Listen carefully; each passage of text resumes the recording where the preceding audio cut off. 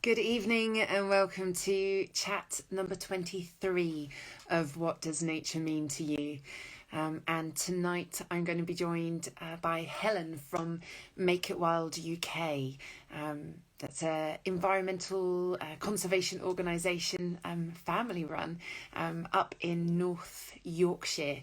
And I can see that they've just joined the chat. So let's see if we can get Helen on. Here we go.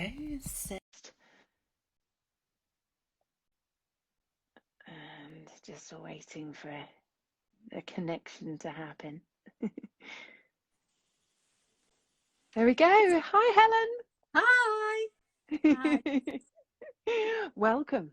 Thank you. Lovely to be here. Oh, thank you so much for getting in contact and saying you'd love to speak. I've been nosing around your Instagram and your website and really excited to learn more what you do. So let's get cracking and introduce yourself and what is Make It Wild. Okay. Well, I'm Helen Neve, and I run Make It Wild with my husband. And it's basically our way of giving back space to nature. We have increasingly been really worried about the fact that nature's been squeezed out of its rightful space. So we decided to do what we could. We felt it was our moral duty to give back space to nature, and that's what our business does. Fantastic. I mean, what was your background before that? I mean, was it, as you said, you were worried and decided, but how do you go from wanting to do something to doing what you do now? You have, nature reserves and all sorts of different projects. Yeah, we do. Well, I was a consultant surgeon. That's my main career, really. That's what I'm a doctor. I went to medical school and qualified as a surgeon. And I was a consultant for 8 years. Can I just check, have you got a decent connection? Because it keeps breaking up for me here. It seems okay here. Let me check with people watching. I've got a couple of trusty people that watch all the time. Can you let us know? Perhaps I'll ask Mark to let us know. Can you see us both and hear us both fine? They'll let us know in the chat. Okay, hopefully. sure. Okay, I'll carry on then. Okay. Yeah. I'll wave frantically if we suddenly get a comment from anyone that's not working. Okay. I've got an all okay both sides. Oh, right. Okay, We're good. Great. Good. So yes, sorry. Yes, consultant surgeon for 8 years. Yes, yeah. And then I moved into a senior management role in the NHS on the education side. So it was to do with postgraduate education of doctors and the quality management of it. And it was about that time that we bought our first piece of land, which we now call Silver Nature Reserve. And this was just simply a family project. We felt we wanted to do something, so we bought this land, 26 acres. And what we did there was actually plant a lot of trees. We planted 20,000 trees there. And it was really the impact the trees had which convinced us that we wanted to keep doing it, but bigger. So we bought that land in about 2010 and planted the trees in 2011 and 12. And probably about 5 years later, the true impact of planting trees in those numbers became apparent, and nature really just arrived. As soon as you get the nectar and the flowers and the fruits, you get insects, and then you get birds to eat the insects, and of course the fruits and seeds, and then mammals and birds of prey, and everything just arrived. So we felt we had really made an impact, and yeah, we decided to do it again, but a bit bigger. So in 2017 we bought our next piece of land, which is Bank Woods, and that's really our sort of flagship nature reserve, I suppose you could say. It's got about 20 acres of ancient woodland, which is just heavenly, just absolutely gorgeous. And it's got some unimproved upland grass, which is about 50 acres or so, and that's under rewilding management. So we've got belted galloways and Exmoor ponies up there. um, which are just fantastic. And then we've got the woodlands, we've got babbling brooks, streams, we've restored some wildflower meadows, we've got all kinds of different habitats, and it had been quite benignly farmed really. It had sheep on, and we've changed the sheep for other herbivores which are better for biodiversity, and it's just amazing. It was recognised as a site of importance for nature conservation at the beginning of this year, which was lovely. Congratulations. So yeah, so that's what huge. we do. And the impact seems to be so, or the impact that you're seeing seems to be quite quick, really. Yeah, well, I think trees en masse. I mean, it was at Sylvan, it was 20,000 trees, so that's a lot of trees. And I think it was about 5 years, because we had the Woodland Trust had supported us, and they came to see how the trees were doing, and they said, well, it looks like these trees could easily be 10 years old, not just the 5 years that they are, because they had grown so well. It was that first land was actually in a floodplain, so the ground was very, very fertile, and the trees did really well. We've planted our first lot on Bankwoods 2 years ago, or getting on for 2 years ago, and they've all done really well too. We've planted about 5,000 in Backwoods, and then we've also bought some more land adjoining, which is about 45 acres, and it's less special. It's been very heavily grazed, so we've planted trees on about half of it, so that's another 8,000 trees. And we're just carrying on really. That's sort of our business model, is to keep doing it, we've got various sort of income streams, to try and keep doing it, to keep buying more land, planting more trees, encouraging biodiversity, and trying to do our bit for the planet really. That's fantastic. But you also, as you talk about it, you kind of make it sound so easy. Is it? Yeah, do I? Well, it's interesting, because neither of us are from an ecology background, so we've learnt a huge amount by doing it really. So and the thing is, having, Chris came from a very sort of high pressure business background, and I was a surgeon, and the work we're doing now is just on different timescales. 5 years for your trees to really make a difference, whereas I could be doing things that had to be done within 5 minutes, as a surgeon. And there's a kind of a wildness to it that's really therapeutic. And I've just been writing a little piece about it, the fact that along with rewilding of the land, I have sensed a kind of rewilding of my soul, or my heart, or my brain, or whatever it is. Because, one of my friends, we don't see each other at the moment, but she'll always say, oh, you've always got leaves in your hair and twigs in your hair. So that's a kind of outward sign of the fact that I'm in the woods and on the land a lot. And it's great. It's not, there's some aspects of it are a bit difficult. We're dealing with regulatory bodies like Natural England and that kind of thing, to be able to manage the land in the way we want to. So some of those things are a bit bureaucratic and not very nice, but actually the fundamentals of what we're doing are fine.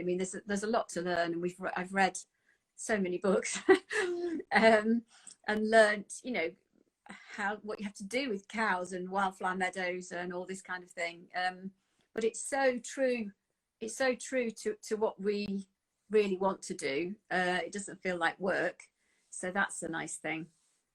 Oh, it's incredible. There's more questions to ask, but let's kind of go back to before all of this. The first question I ask everyone is, what's your earliest memory of connecting to nature? And I'm wondering where your connection began, or did it? And yeah, I was sort of thinking back to when this started for me, and As a child, I don't particularly remember much about being in nature, interestingly. I mean, we went on, in the summer we go on a picnic, and that was always in a pretty valley or something. I'm from Derbyshire, so there was a lot of, Dovedale and pretty places and stepping stones and all that. But I don't remember that kind of idyllic childhood of running in the woods and that kind of thing. I really don't. I think I was a kind of child of the suburbs, really. But I do remember as a teenager, when I had those teenage angsty sort of moments, I would go off on my own into the woods and into the countryside. And so I think there was a feeling that would be a therapeutic and a beneficial thing. But it's really my feeling of connection to nature has really, really grown since we set up our business, or since we bought our first land, I suppose.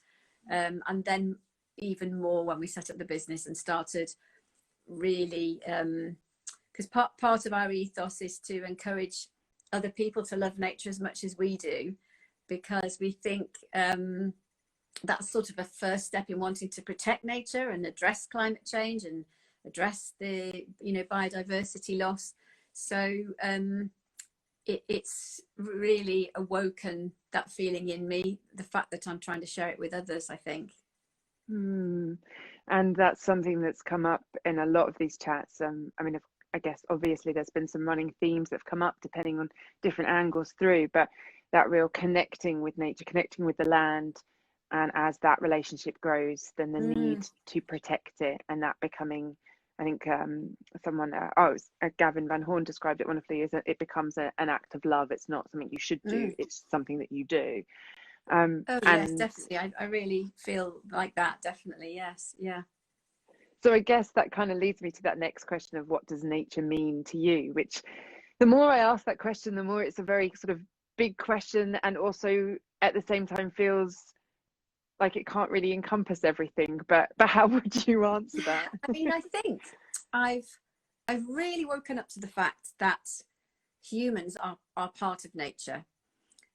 We're animals and we're part of nature, and I think a lot of the ills of society and the planet can come back to that we've forgotten that, really, and we think we're somehow outside nature. And a lot of the language is let's go outside into nature and that kind of thing, and it's although that's lovely, and I would say that it just highlights the fact that we think we're separate from nature and it's something to go to. So it means, I mean, nature, we are part of nature, so that, I guess that's the first thing it means to me. It's what I am, really. And I think nature is something to love and respect. And that's what we set up the business for, and what we're trying to do is encourage that feeling in people. And I think we've lost some of the knowledge and understanding about nature that only, I probably 4 or 5 generations ago, we would have been so much more connected with nature, in that we would have had to understand about the seasons and about the length of the days, and when the harvest would come, and when we had to plant seeds. And nature was everything. It gave us our food, our medicine, and everything. And having studied my family tree, I know that all my ancestors were farmers, well, as we all were, really, pre-industrial revolution, and so they would have had so much more respect for the cycle of the year, and they would know what plants to take if they had different ailments.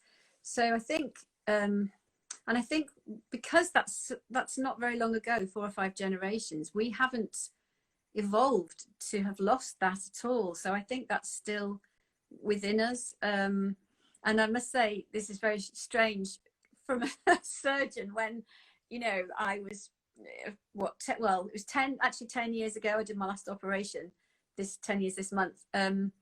So I'm very scientific, and this is all quite a long way, really, from where I started out in my adulthood, I suppose. But I really think we've that's there in all of us. That deep connection to nature is there in all of us. So I think it means everything, really, in a nutshell. In a beautiful nutshell. Yeah, I think it can sound now, when we talk about being connected to the seasons and honoring nature and harvest and things like that, it's sometimes the language that we use or our perception of that can almost sound now out there, and people can sort of say, oh, that sounds quite hippie-ish, quite woo-woo, quite, or whatever terms you want. And yet, as you say, it wasn't that long ago that we were talking in those terms, not necessarily because of any spiritual connection, although that may have been part of it, but actually on a very practical connection to living off land, needing to know those things for survival, and in that aspect really science-based. And now we're kind of perhaps talking about it being so important for well-being, and perhaps in a spiritual way, and all, again, wonderful ways. And now there's more and more science research being done to prove that nature is good for us. So it's almost like we're going sort of backwards to get to where we originally were. Yeah, well, I mean, we are introducing sort of well-being type activities in our woods, hopefully in the ancient woodlands, because they're just gorgeous. And I was very, very fortunate to work with a herbalist who I hope will be watching this, even if on replay, who knew so intimately. She would kind of look at the woodland floor and plan lunch kind of thing, but she could also she knew the biochemistry of all the plants, well, and still does if she's watching. Hello, Helen. And so that was just the most amazing illustration of how science and that kind of hippie thing, as you say, all do come together. And there's some wonderful books highlighting that, really, as well. So I think certainly the circles I move in now are much more in that direction of understanding the benefits of nature, and of honouring the seasons and all that kind of thing. Whether that's the case across the whole of society, I don't know, because we get in our little bubble, don't we? But I would imagine it is going to become more widespread to think like that, actually, because I think, especially with the first lockdown that was through the summer, here in the UK anyway, it really awoke people's love for nature and need for nature. On our first nature reserve, which we call Sylvan, which is the first land we bought near to York, we would go and work there during that first lockdown, and it would be full of people enjoying the new woodland. There's a public footpath around the edge, so that was fine, but we've never ever seen it so busy. And people just needed the nature, really. And we've had, throughout that period as well, we had so many inquiries about people wondering when we would start activities at Bankwoods with the ancient woodlands, and could they come and do outdoor yoga, could they do Pilates, or could they do all sorts of different things in the woods. And I think there is a need in people that's perhaps that has been accelerated by the pandemic, but perhaps it was going to come anyway. We're all stuck in our sort of land of four walls and spreadsheets and all that stuff, but if we just take a look at nature, it does its thing without a spreadsheet in sight. And so I think there's a growing need for nature, actually. I mean, again, I'm very aware. I think that's a really good point about we can get stuck in our bubbles of or echo chambers of the people that we connect with and what they're doing. But it does feel that there has been a shift, and then this year has just multiplied that, accelerated that, perhaps, with the hope that sticks, I guess. But you do lots of, so you've talked about perhaps some well-being activities, but you do a lot of other different ways to connect, or ways, I guess, to generate support as well, don't you, with tree dedications, carbon Yeah. offsetting? Yes, we do. Yeah, well, it's all, I mean, from it, yes, there's lots of ways people can get involved. So I guess the first one really would be, we have a volunteering program, and that's been a lifeline for people to get outside and get in the fresh air. We managed to, when it was the very sort of very strict lockdown, we suspended it, but we're about to recommence it, and that's an absolutely lovely way, and people really love the chance to get out there and do something useful. So that was lovely. We offer tree dedications. Yes, we do.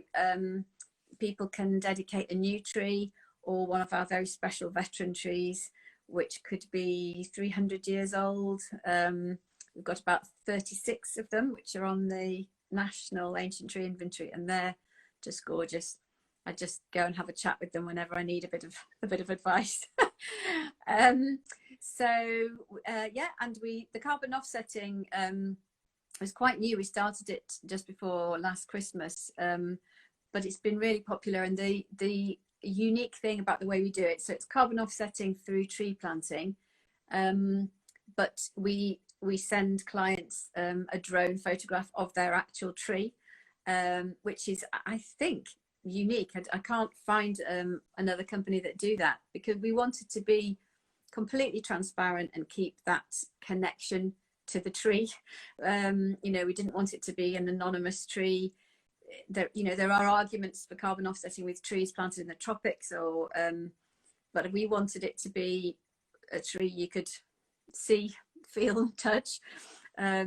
So yeah, so we do that, and we've just launched memorial trees, where we've partnered with a guy who's developed a method to safely combine cremation ashes with growing compost for a tree, and then you can plant the tree in the ashes with the compost, and then in a special biodegradable pouch, and he'll make sure the tree is healthy and it's growing and that the soil is the right pH and all that.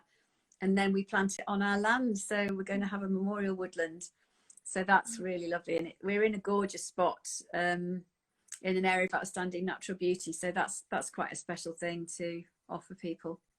Wow, yeah, just even listening to that, feel that emotion of that, and yeah, that's very special. Yeah, and I did a course with the wonderful Ian Banyard to become a natural mindfulness guide over the first lockdown. I managed to do one before we had the next lockdown, which was a bit of a shame, but I just absolutely loved doing that. Such an amazing sort of gift to give to people, really. I'm sure, I know you are very familiar with it, with your forest bathing and everything, but it was absolutely lovely, very, very special. And I think, you know, I'm hoping to carry on doing that. We've got a Reiki retreat that we offer. So it would have happened this year, but now with the circumstances, we're delaying it to next year. We're building a barn which is nearly finished at Bankwoods, and that will give us a base to be able to have, you know, even if it's just a loo and somewhere to hang your coat and have your lunch, because there is no infrastructure at the moment.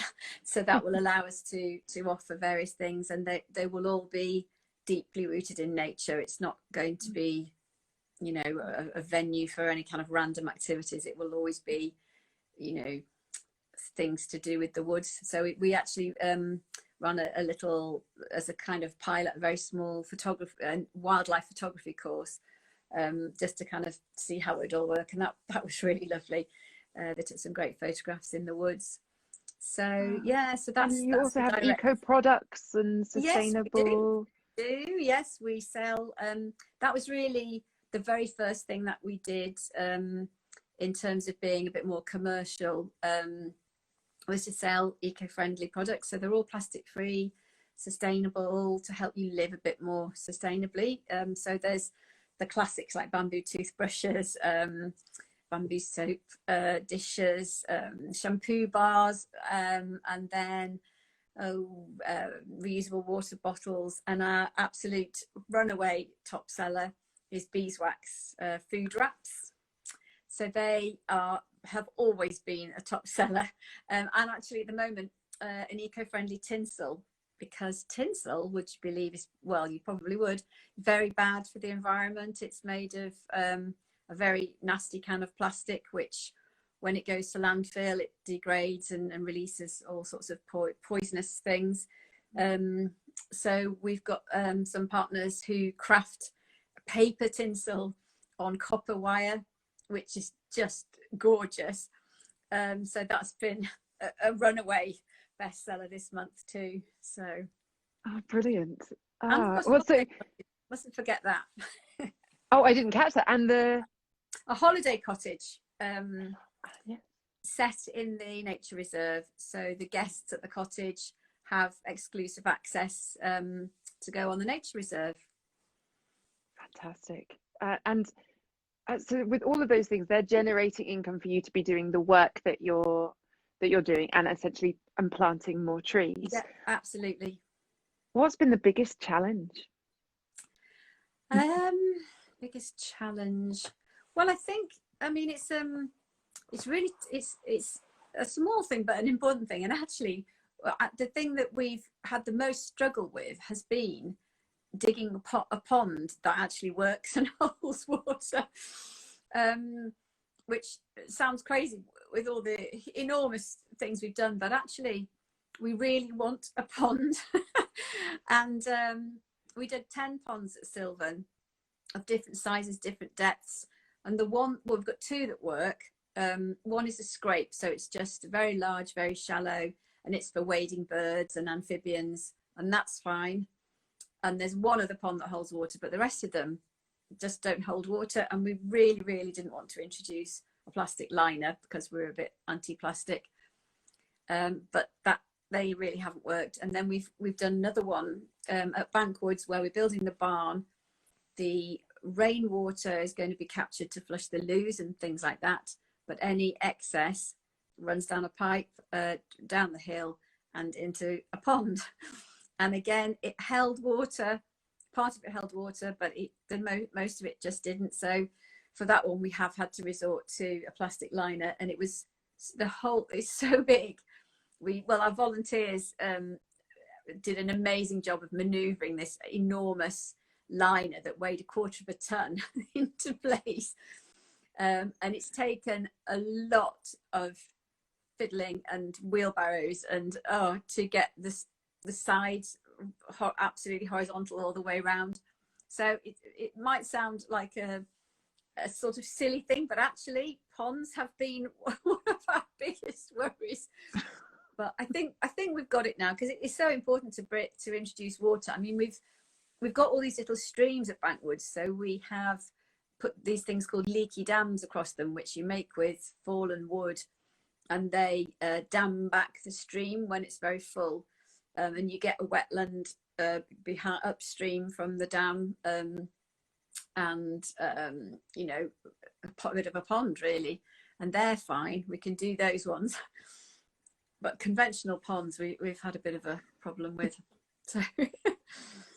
And what about friends and family? Because it was such a change in what you were doing, both of you were doing. What was the reaction from friends and family? Well, I think for me, from my change from being a practicing surgeon to going into management was probably the first very big change, actually, and that was the one that took a lot of explaining. So, you know, for example, my mum, she could say to, you know, at dinner parties, oh yes, my daughter's a surgeon, but then, oh, my daughter's some kind of management thing, and she didn't really know what it was. And it was, you know, I was kind of working at a national level. I was, you know, and I still have some national level roles actually with healthcare regulators. I still keep that on just to get a change from wellies and twigs in my hair, you know. So that was a big step, and you know, it's all very, you can sort of picture what a surgeon does, but it was all a bit unrecognizable for people. So, but then I think by that time we'd already bought our first land, and we were turning into those kind of defenders of nature.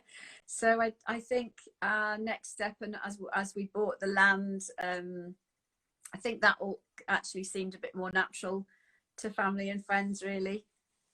Okay. Oh, that's good that then you had that support, really, because it, again, just when you sort of simplify that story, if you've kind of gone from, you know, I guess something not anything to do with managing land, nothing to do with rewilding or conservation, to suddenly managing big nature reserves and people, managing the land, and it feels fantastic and wonderful and an absolute dream, but also just such a change, and I think it's fantastic, and it sort of makes me think, well, it's possible and maybe anyone can do it.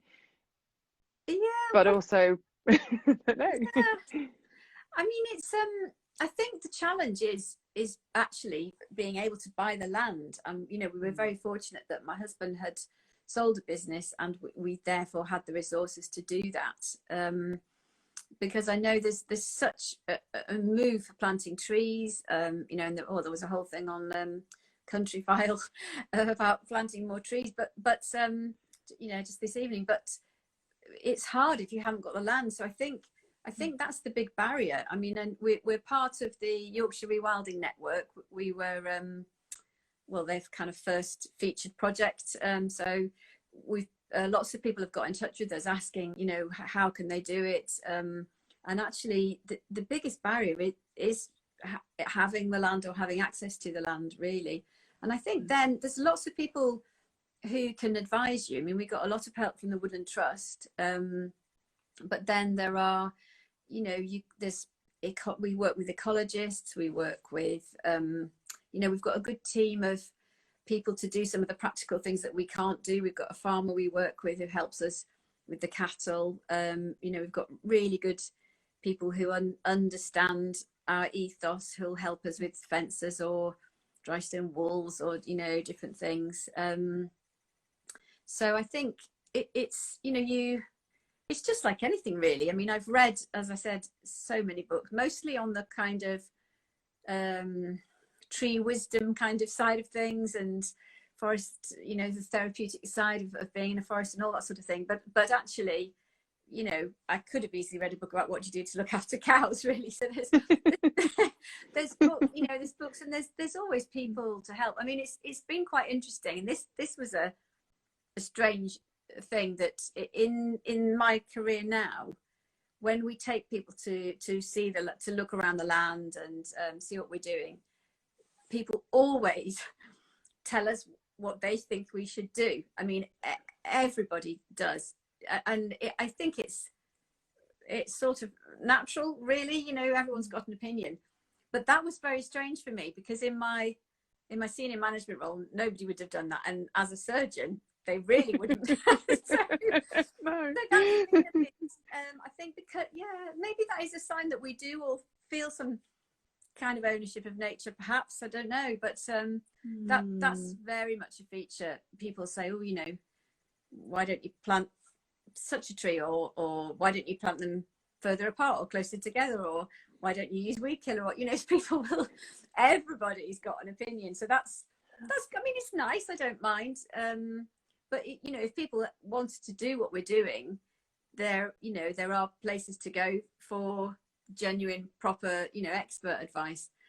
So I mean, as I said, the Woodland Trust have been really good, and actually, if you get a good advisor, they won't just tell you to plant thousands of trees.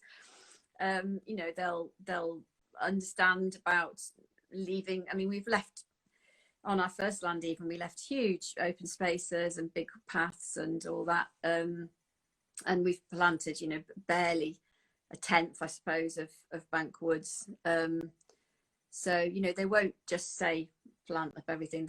They have people who understand. You know, for example, at the top of our land, we've got this very scrubby grassland, which is important for ground nesting birds. So we've got curlews and lapwings up there, and it would have been a terrible thing to plant trees up there. So, you know, and they told us that. I mean, we'd worked that out anyway. But so you can always get advice. But actually, you know, rewilding can be as small as not mowing your lawn. I mean, that, you know, we haven't mowed our lawn at home for 2 years, and that's been amazing. You know, wildflowers have appeared that we couldn't never have imagined would have been there.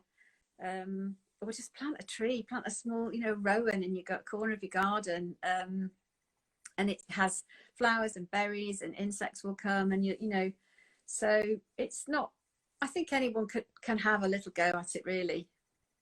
Well, that almost answers the third question of what advice would you give to people, and I think that's absolutely brilliant, because as we say, not everyone can get the land, and again, there is obviously, when you do have the land, understanding. It's not as simple as we joke that it sounds simple, but it's not simple as just planting trees. It's understanding the land and where and what, and biodiversity, and leaving some areas without trees or with light as to what other plants will grow, which encourage insects and all of those things that you can find out. But as you say, even if someone has a garden space, or if there's a community space that they might be able to get together with a community group, as you say, perhaps letting lawns grow or planting wildflower seeds, but just finding out a bit of key information as to what and where, because I think there's more and more community groups coming up and more conversations about that, which is fantastic. And again, it's just finding out that little bit local knowledge from someone, or someone who's an expert that might just say, if you plant this or do this, this is what happens. Maybe don't do that bit, and it could just, as you say, be a really small, simple action. But well, be part of it. I did. I was asked to give a talk about how to bring more nature into your garden, actually, and the first half of the talk is things to not do. So it's not a huge effort. It's just be less tidy, actually. So don't mow your lawn, leave your leaves where they fall off your trees, leave, you know, your herbaceous plants and everything just to die as they are, because insects will come and live in the stems. Leave a pile of logs, you know, have a compost heap. So a lot of it is, there's a sort of a weird compulsion for tidiness, and I think if we can get over that, that goes a long way. And water is really important, hence my mild obsession with ponds. I mean, if you can even sink an old sink in, you know, into the ground, you'll get larvae of things living in there. You know, and you might even get frogs, which would be lovely. So you know, there's some really easy things you can do, but I think in terms of advice, you know, more sort of general advice about nature itself, I think one of the things is to kind of open the possibilities, be open to the possibilities of what nature can do, actually. Because, you know, here I am, a highly scientific, you know, surgeon, talking about, you know, the cycle of the year and the benefits of forest bathing. And so I think it's about just being open, and I think I really truly believe it's in all of us. And I think we just need to rediscover that connection, actually. And it's hugely, hugely beneficial when you do, for your mental and physical health. Yeah, oh, thank you. I mean, just remembering what you said a little bit earlier, actually, about the pace of life. So projects where in your previous role you might have had to do something in 5 minutes, and now it might be 5 years. So I guess time has a different meaning. And what have you noticed within yourself and your partner as far as well-being and how you feel? Yeah, I mean, it's I think the lockdown really reminded us to really appreciate the opportunities and that we had for that, really, because it's our work and we have animals there, so we had to go there well, every other day, really, if not every day. We've got local you know, farmer friend, people who'll check the animals, but we really needed to go every other day. So you know, we really appreciated that, and it was hugely beneficial. You know, we just kept thinking, gosh, poor people who, you know, live in a flat, or, you know, just desperately hard to be you know, locked in and not have access, even a garden or something. So we really did recognize how hugely beneficial that was. I mean, we walk miles as well, because the top of our land where the cows are is probably well, if you were going to say, oh, I'm going to check the cows, you know, I'll see you in 3/4 of an hour kind of thing. It's a bit like that. So we walk miles when we're there, which of course is good. But, you know, just spending 20 minutes in the woods, you can just feel your blood pressure drop and your breathing, you know, deepen. And it's, yeah, so I think it's, I was sort of contemplating the bit where you were asking about, you know, my earliest memories of being connected to nature. And I think I had a sort of, the barren years for that really were probably in my sort of 20s and 30s really, because, you know, going to medical school, it's not absolute 9 to 5. Then as a junior doctor, well, when I was, you know, you could be on duty from Friday morning, Friday night and Saturday night and Sunday night. You'd go home on Monday, and you know, you wouldn't really have time to think about your own well-being or get fresh air or anything. And you know, then I was a junior surgeon, a trainee surgeon, so I think all that time was very, you know, hectic, and I think I was on my own little sort of hamster wheel. But you know, I'm glad it's come to me when it has really. And you know, we just felt that need to help nature and buy the land and, you know, do our first bit for nature really. So I think you know,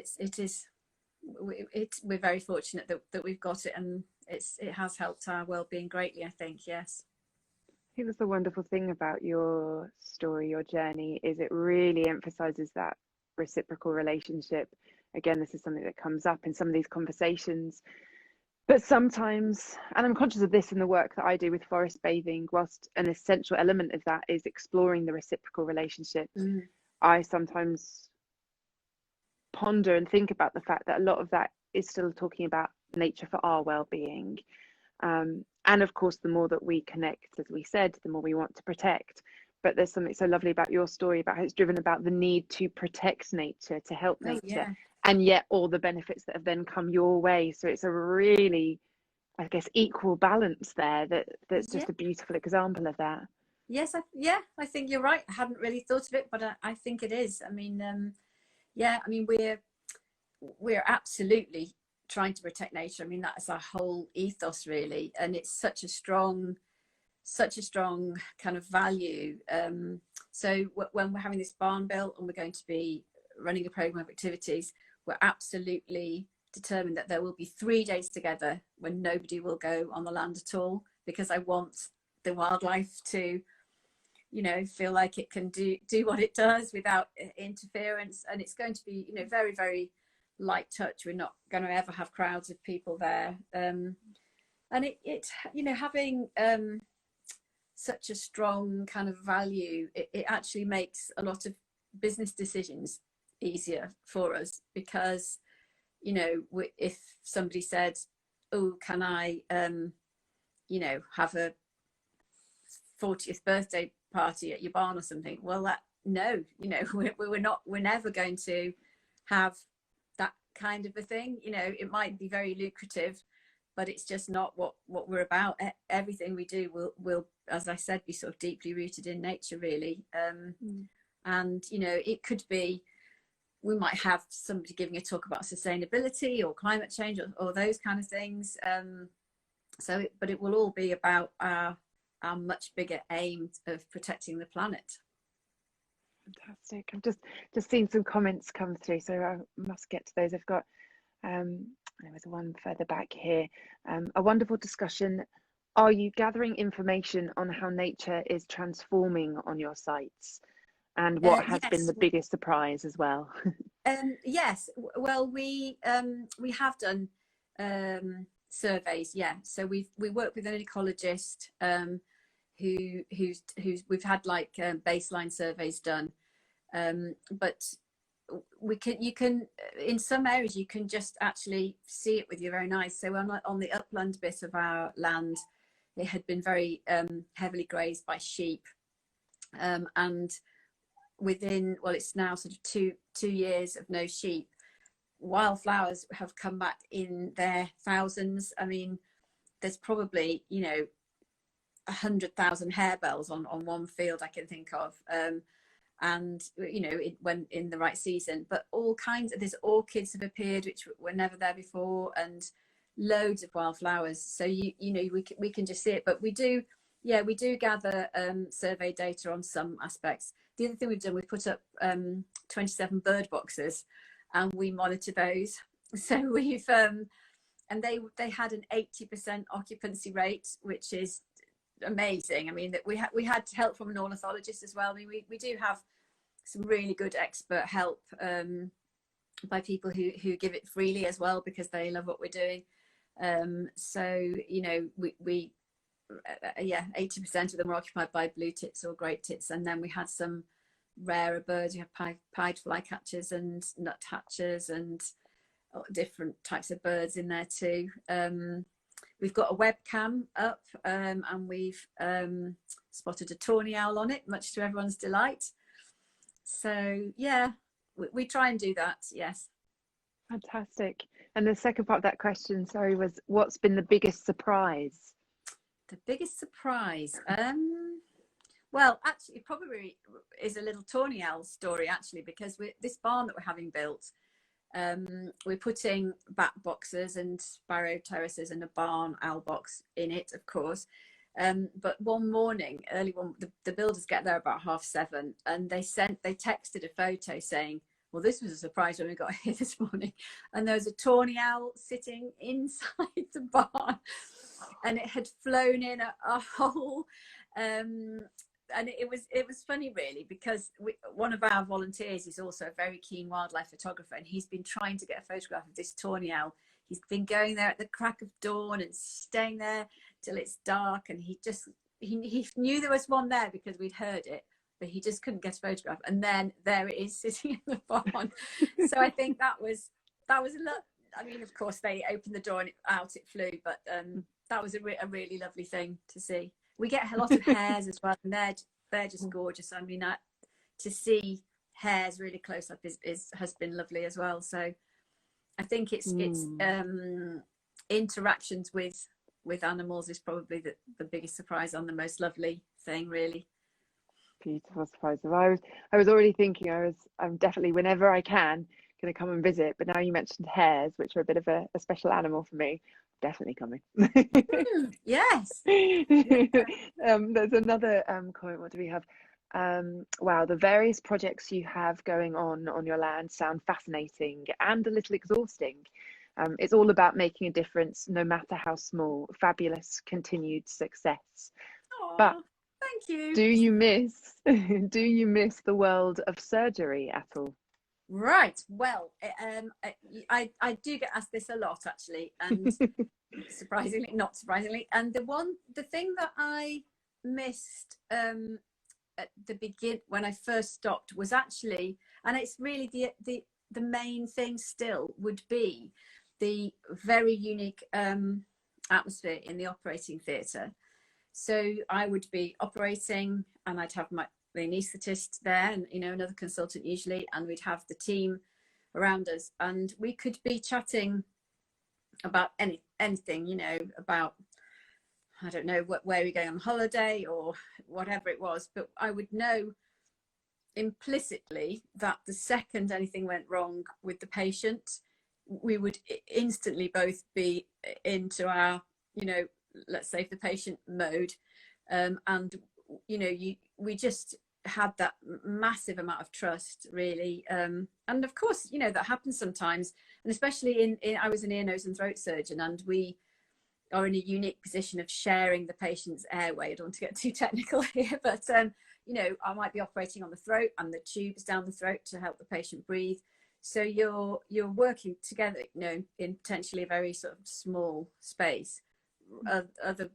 In contrast to someone operating on the foot or something like that. So there are more risks there, bleeding in the airway or something like that. So that is a very special thing, and the sort of camaraderie and very implicit trust that you get, I think, is probably unique. I mean, people always try and draw parallels with the cockpit of a jumbo jet or something, but it's a bit, there are differences. So I think that was one of the main things I missed, actually, I was an ear, nose and throat surgeon, but I specialised in dizziness actually, which could be from a problem in the inner ear, but was often had a psychological or emotional basis actually.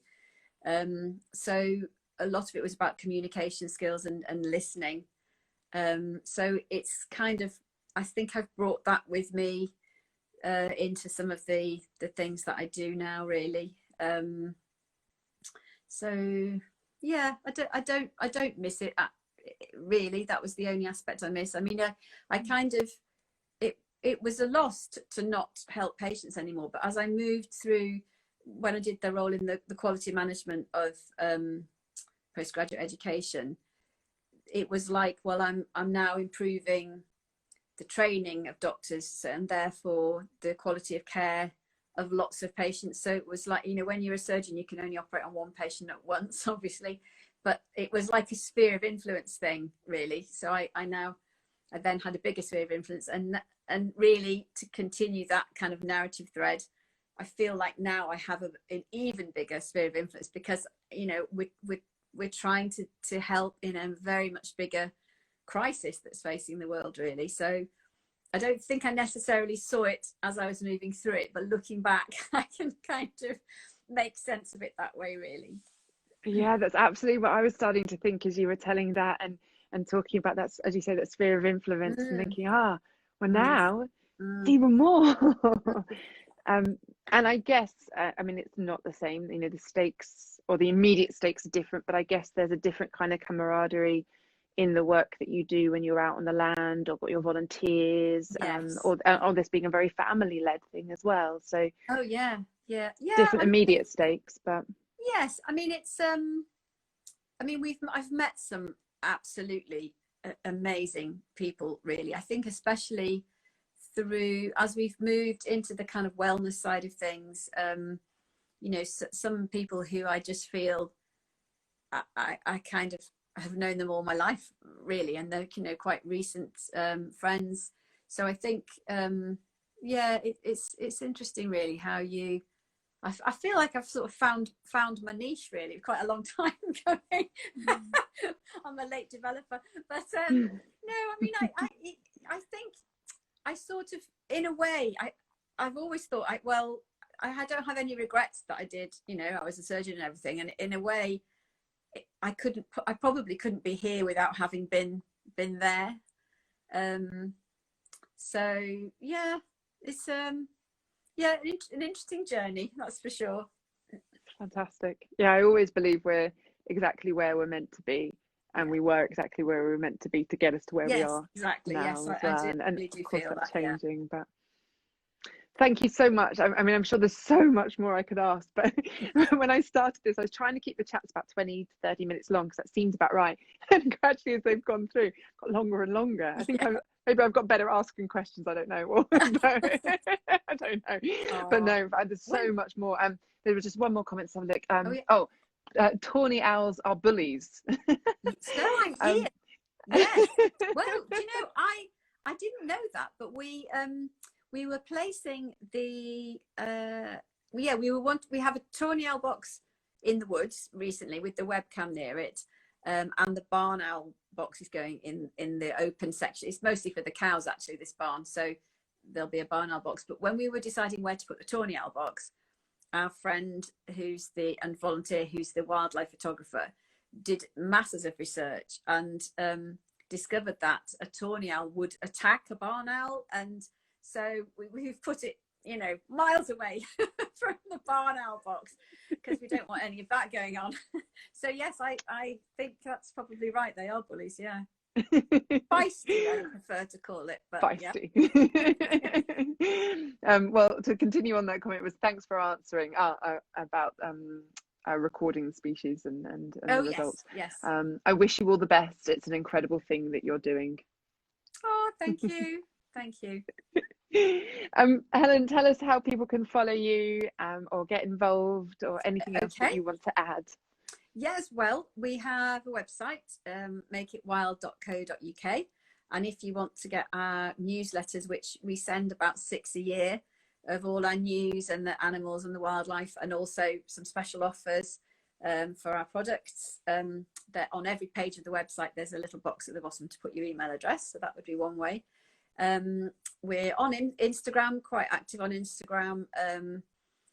This week is National Tree Planting Week, so we're doing every day this week a different aspect of why trees, what's so great about trees. And a lot of my pictures are trees, as you'll see. So on Instagram we're Make It Wild UK. We have a Facebook page, we Make It Wilder with an ER at the end. I'm on Twitter as well, which is also Make It Wilder. And I think that's about it. You could, if you live anywhere near us, or even if you don't, you can come and volunteer. We have people registered to volunteer from all over the country, actually. And I think if we have a more normal summer, then, you know, people can come and camp nearby, or stay in the holiday house, or whatever. So volunteering actually has been great fun. I mean, we've had some great days where we had a lady that discovered a long lost school friend on one of our volunteering days. I hadn't seen each other for 30 years. We had an older lady and gentleman went off for a date immediately after our volunteering session. So I can't guarantee that'll happen for everyone, but it's great fun. So yeah. Thank you so much, Helen. Thank you. I hope that I can come and visit, come volunteer, and absolutely come plant some trees and see some hares. We'd love to have you. Yeah, well, thank you so much. It's been great fun. Thank you. See you. Bye. Bye-bye. Bye. Lovely. I'm personally enjoying these chats so much. But there are only a couple left. We've got tomorrow Ginny Reddy, who is the author of Wonderland. Fantastic book, all about her journey through the UK and kind of searching for a spiritual connection to the land and to nature. So really look forward to that. Tuesday night, Julia Plevin, who is a friend of mine and is the founder of Forest Bathing Club out in America. And then that's it. But it won't be the end. I have got a whole heap of people kind of lined up for future chats. They just won't be nightly because I think I can't keep that up, and I'm not sure you guys can keep that up from watching nightly either. But do watch out. So last couple of chats, the next couple of nights at 8:30 p.m. do join me, and then Sunday the 6th of December, 6th of December, I think I'm going to be answering some questions and inviting all the guests from this last few weeks to come join me and ask me questions too. But I'll tell you more about